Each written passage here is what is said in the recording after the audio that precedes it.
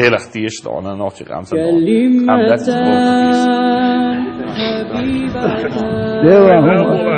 وهذا وتبع الشريعة الطريقة معروفة هذا فنسمع ولا أنا ولا ورد نعرض على وجه أخوك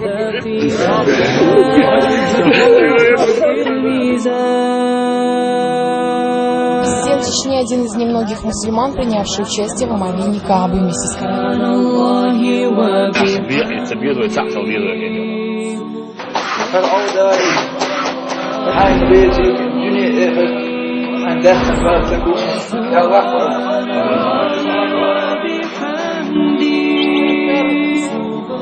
Allahu Akbar, Allahu Akbar. У нас будет мечеть. Вот, на 10 тысяч человек. Мадресе будет здесь, общежитие будет полностью.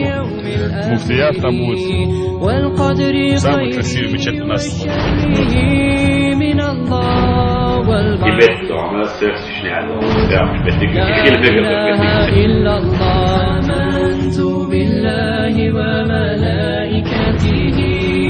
وكتبه ورسله واليوم الآخر والقدر خيره وشره من الله والبعث بعد الموت لا إله إلا الله لا إله إلا الله لا إله إلا الله لا إله إلا الله.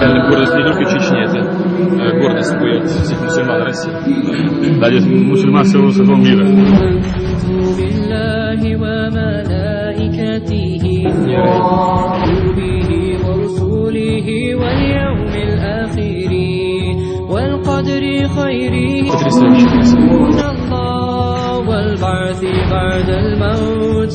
لا إله إلا الله آمنت بالله وملائكته وكتبه ورسله واليوم الآخر والقدر خيره وشره من الله والبعث بعد الموت لا إله إلا الله لا إله إلا الله.